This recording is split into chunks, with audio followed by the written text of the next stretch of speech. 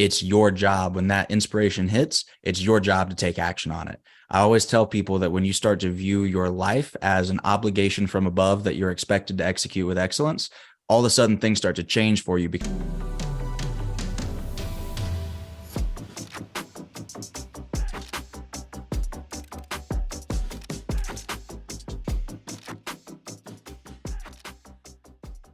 I'm a big believer in the fact that we all do have our own unique talents and gifts, and part of our existence on this earth, in this space, is to share that gift with other people, right? And we've got teachers, we've got doctors, we've got leaders, we've got speakers. Everybody has their own gift in some way, and I think that when you know what your gift is, it's so much easier for you to figure out what that destination is. And I think that a lot of people are struggling with even knowing what that destination looks like and understanding what their true gift is. And maybe some people have a bit of an inkling of what that is, but I also see so many people struggle with believing that that is a gift and that it is worthy of being able to go out in the world with it. And I think so many people do struggle with this, Brandon. And there's something that I'm always preaching to people is, if you want to overcome your limitations, if you want to be somewhere different in life than where you currently are, you need to have a vision for your life. You need to have a destination of where you're going, right? And there's so many people who are sort of just wandering, right? Wandering, no destination. They're stopping over here. They're sightseeing over here. They're detouring down this road, right? And then they wonder, why do I feel unfulfilled? Why am I unhappy? Why am I struggling? Why does life feel so hard? And I always share this with my clients is, you really, really do need to have a vision. You need to have a destination as to where you're going. Because in those times where those limitations do come up, when those times come up where you need to reach out for help, or maybe you have to make a decision to invest in yourself, you need to have that why. You need to come back to, what's my vision? Where am I headed? What is my why beneath that? And that is going to be your fuel. That's going to be your fuel to getting you there. And so I want to go back to the part in your story when you were choosing to travel to ET's events and volunteer for free every single Monday for 2 years. You did it for 2 years, and your work schedule was crazy. What was your why? What was your why? What was your purpose? What kept you going in those times? Because anybody, could quit at any time, right? That's hard. So what was your vision, and how did you keep that vision alive? How did you keep that why top of mind to help you get through those hard days, those hard weeks? Yeah.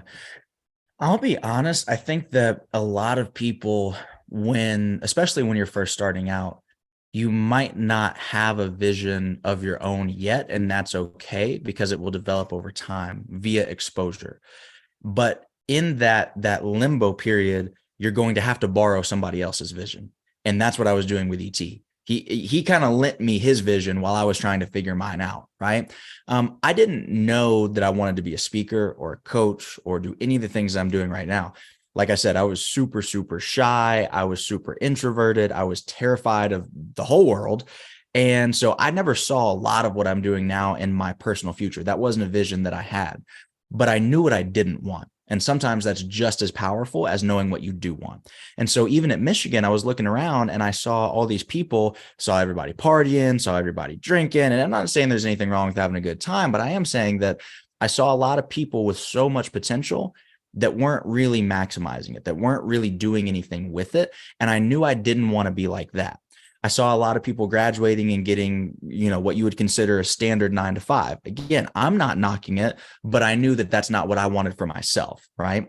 I saw a lot of people going into what I thought were boring jobs with a boring life that was just kind of, you've heard the story before. You go to a good school, you graduate, you're a CPA, you go to one of the big 3 accounting firms, you work for, 40 years, you have 2 kids, a white picket fence, a couple dogs, maybe. Like, we've heard the story before.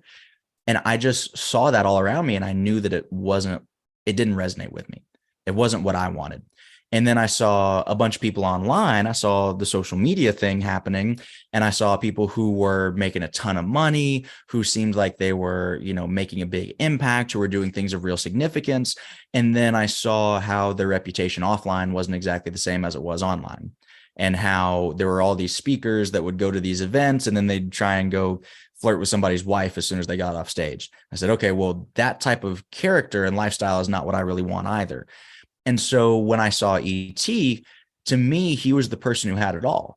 He had the money, he had the success, he had the significance. He was developing people, he was serving others, he was helping people. He has impeccable character. He's the same person online as he is offline. And I was like, you know what? I don't know exactly what I want for my life, but I know I want it to be pretty close to that. I need to get in proximity of it. And I told this to E as well. I said, a lot of people look at my story and they think that I planned this thing from like start to finish. Like 5 years ago, I was sitting there with a pen and pad saying, okay, one day I'm going to be ET's manager, and here's how I'm going to pull it off. I'm not smart enough to do this. I promise you I'm not. But I knew that everybody who got in proximity to him, their lives got better. Like I can go through a laundry list of anybody who's familiar with, Eric Thomas and his community. And really half of like Atlanta's entrepreneurs too traces back to ET.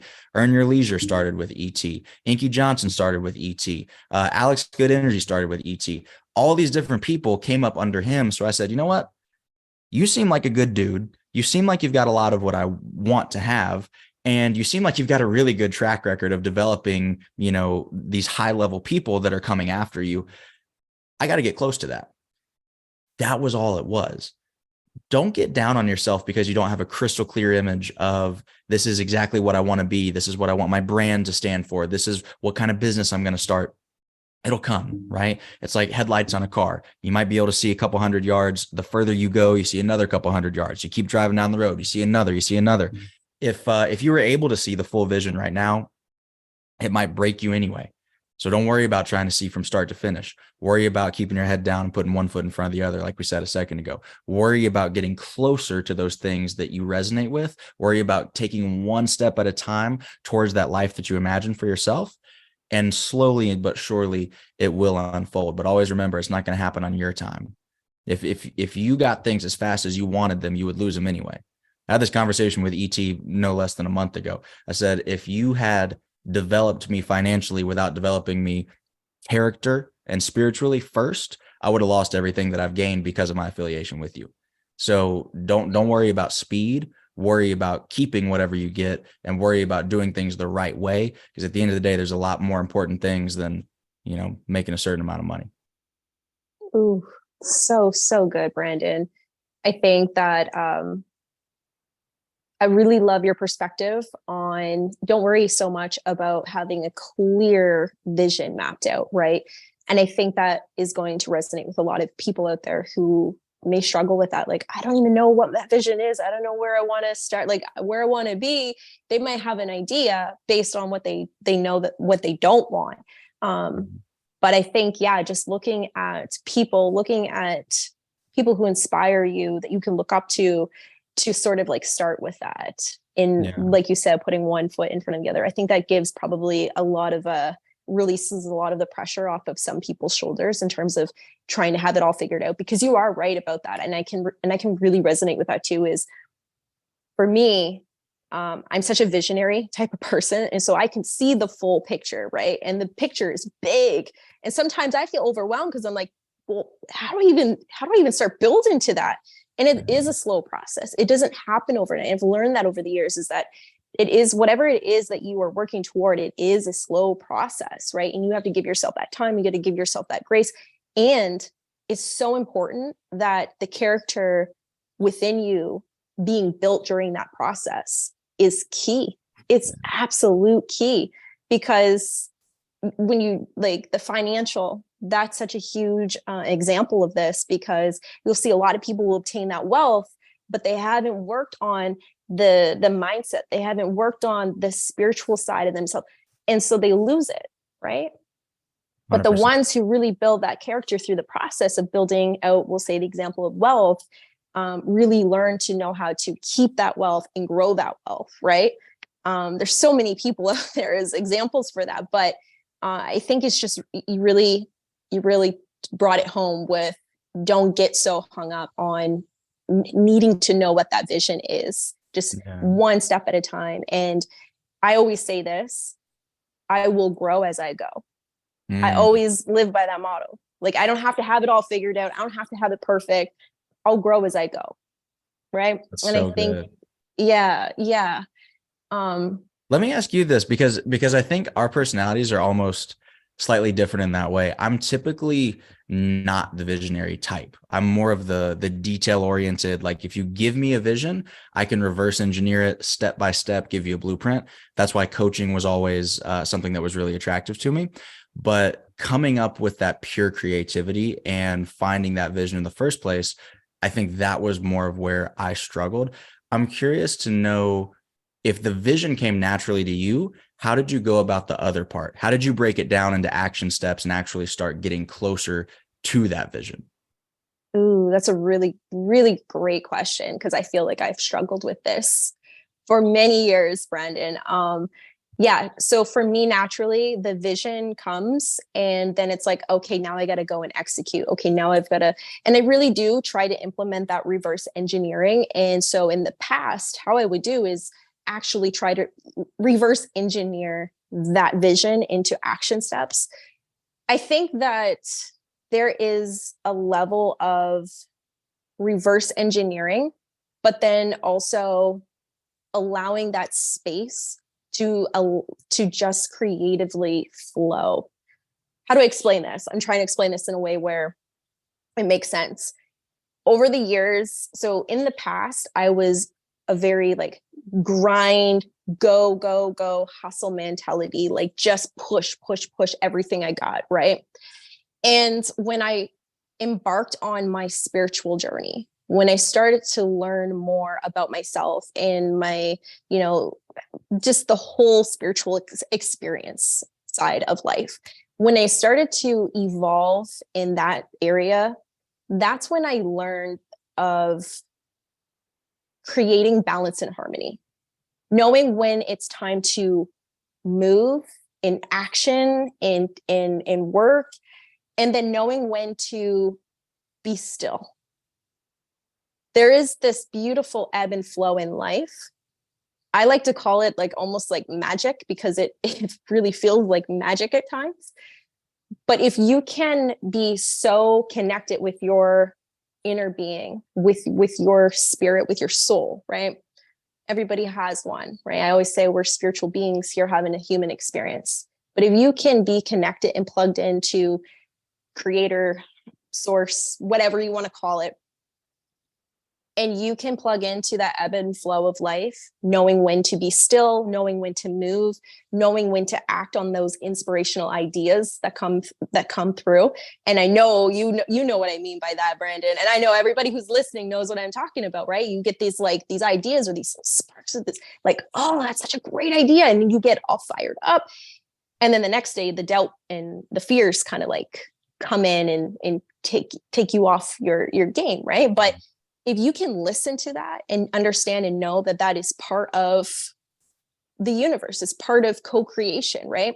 And if you can tune into that and you can act on those ideas that kind of flow in when you're inspired, when you act on that, you gain a momentum that a 40-hour hustle grind work week cannot even possibly touch. And it's a big part of what I teach, Brandon, because I went from that hustle grind, just go, go, go, and burn myself out multiple times, to stepping into this like flow of like, okay, it's time to be still. Okay, I'm going to reflect. I'm going to reevaluate where I'm at. I'm going to take time to rest. Okay, I've got some inspiration now. I know what I'm going to create. I know what I need to put my focus on and stuff. And it's like, okay, it's go time. All right, cool. Let's hustle now. I'm telling you, like, I've created some incredible things in my life as a result of ebbing and flowing in that sense. So I know I just like went off on a tangent. I don't know if that answered your question, but That's so good. No, that's so good. Listen, we'll go to church right here, right now. Hey, you might have to cut this part out of the video. I don't know about your audience, so you might have to cut it out. But listen to me. The creator never asked you to figure out how. That's not in any holy book on the face of the earth. He ain't asking you to figure out how. He asked you to do everything that your hands find to do with all your might. Ebb and flow, whatever's put in front of you, do it as well as you can possibly do it to the highest of your potential. That's all he's asking you to do. He's going to take care of the rest. Stop stressing yourself.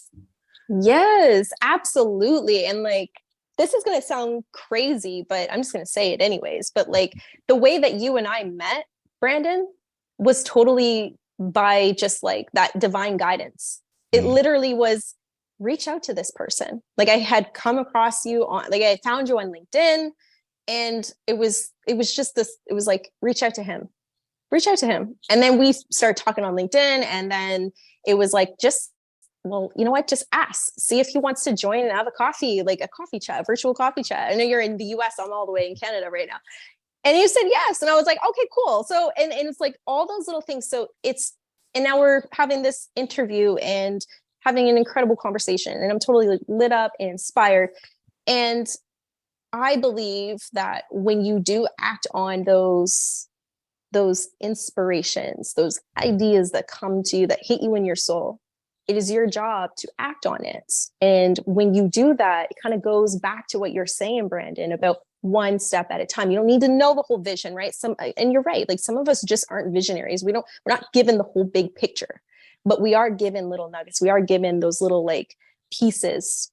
And every time that you take action on those pieces that are given to you, it brings you closer and closer and one step closer. And I think your story is such an incredible example of that ebb and flow and listening and trusting and just doing regardless of the fear or, the limiting beliefs that come up. So yeah, it's That's so good.